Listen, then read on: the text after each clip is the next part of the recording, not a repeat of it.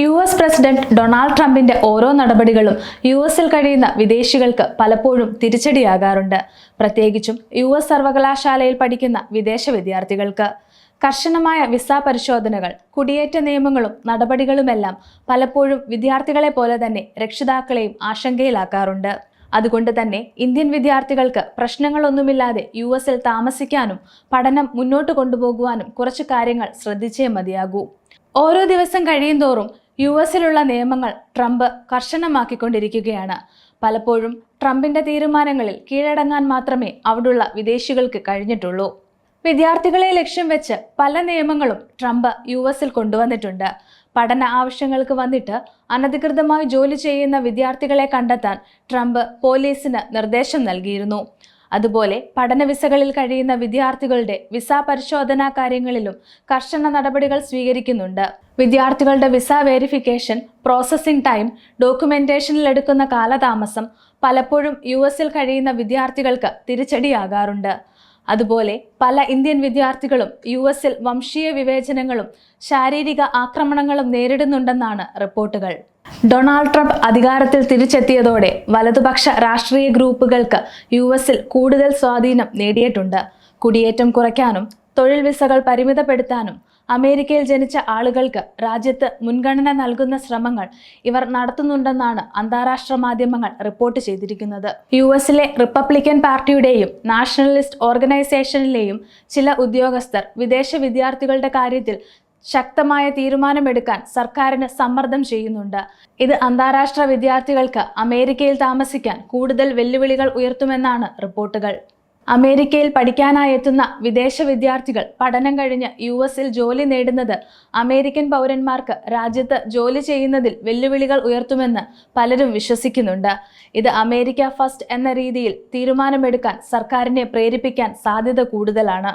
കൂടാതെ ചില പ്രാദേശിക വാർത്താ ചാനലുകളും രാഷ്ട്രീയക്കാരും യു.എസിലേക്ക് കുടിയേറി താമസിക്കുന്ന വിദ്യാർത്ഥികളും തൊഴിലാളികളുമായിട്ടുള്ളവർ യു.എസിന്റെ ഭാഗങ്ങളിൽ ജോലിയെടുക്കുന്നത് യു.എസിന്റെ സമ്പദ് വ്യവസ്ഥയെ ദോഷകരമായി ബാധിക്കുമെന്ന് പ്രചരിപ്പിച്ചു. ഇത് യു.എസിൽ ജോലി ചെയ്യുന്ന വിദേശികളെ പ്രതികൂലമായി ബാധിച്ചെന്നാണ് വിദഗ്ധർ പറയുന്നത്.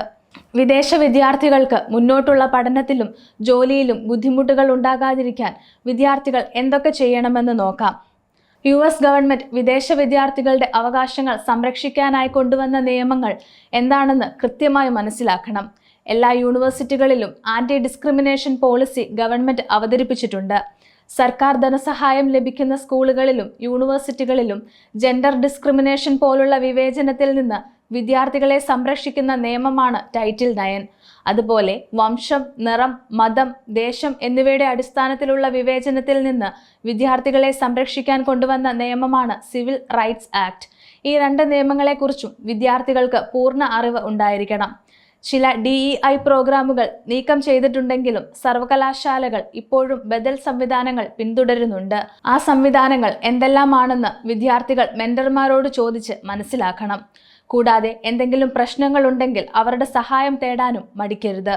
വിസ പ്രശ്നങ്ങൾ, വർക്ക് പെർമിറ്റുകൾ, ഇമിഗ്രേഷനുമായി ബന്ധപ്പെട്ടുള്ള ആശങ്കകൾ എന്നിവയിൽ എന്തെങ്കിലും സംശയമുണ്ടെങ്കിൽ ഇന്റർനാഷണൽ സ്റ്റുഡൻസ് ഓഫീസുമായിട്ട് ബന്ധപ്പെടണം. കൂടാതെ രാജ്യത്ത് അവതരിപ്പിക്കുന്ന പുതിയ നിയന്ത്രണങ്ങളെക്കുറിച്ചും നയമാറ്റങ്ങളെക്കുറിച്ചുള്ള വിവരങ്ങൾ മനസ്സിലാക്കുക. വർദ്ധിച്ചുവരുന്ന വംശീയ സംഘർഷങ്ങൾ കണക്കിലെടുത്ത് പ്രതിഷേധങ്ങളും റാലികളും ഉൾപ്പെടെയുള്ള രാഷ്ട്രീയ പ്രാധാന്യമുള്ള ചുറ്റുപാടുകളിൽ നിന്ന് വിദ്യാർത്ഥികൾ കഴിവതും ഒഴിഞ്ഞു നിൽക്കുക.